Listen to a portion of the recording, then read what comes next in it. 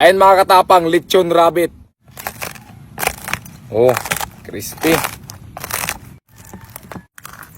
Balat ng lechon rabbit.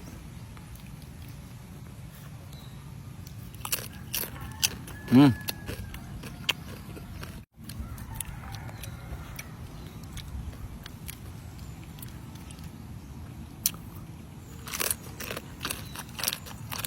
Hmm.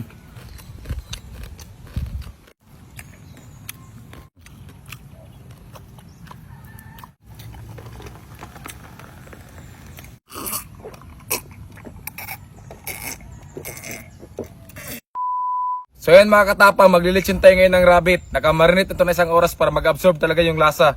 Tapos ito yung mga sangkap natin na ipapasok natin sa loob. Ayan, sibuyas, tanglad, ahos, bombay, tapos sili, tapos daon ng laurel, tapos asin, tsaka magic sarap. Lagyan natin una itong sibuyas. Ayan. Tapos itong ahos.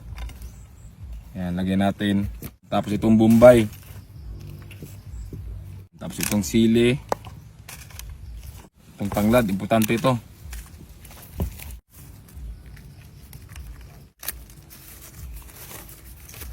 Magic sarap. Tahiin natin para 1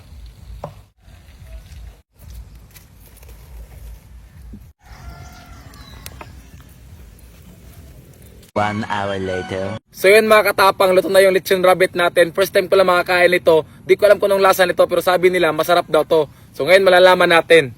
Ayan oh, crispy.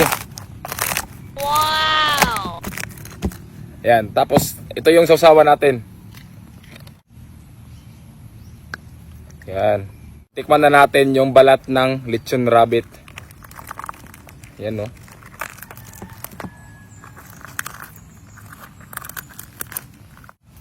Ayan. Balat ng lechon rabbit.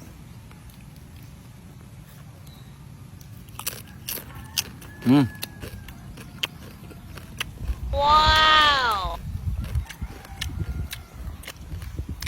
Sarap.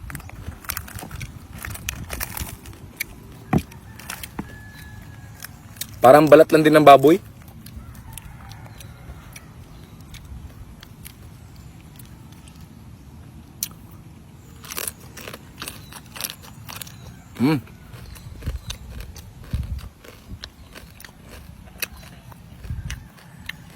Sarap. Ngayon, tikman na natin yung yung laman. Ito sa tiyan kasi andito yung mga mga ingredients. Ayun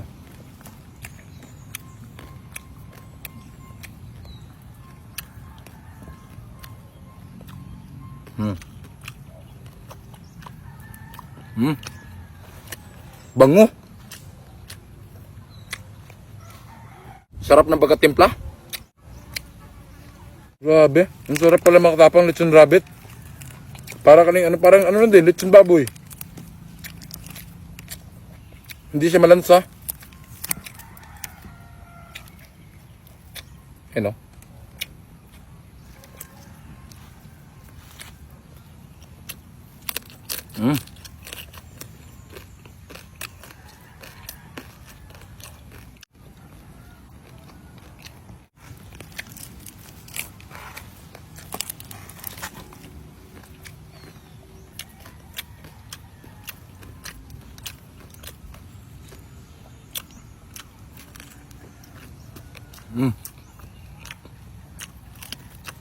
Wow!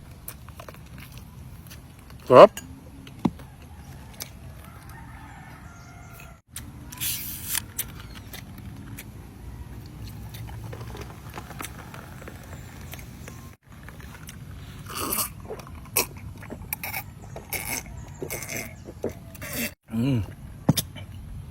Tingnan ba natin yung balat ang daming balat Balat ng rabbit. First time ko makakain nito. Ayan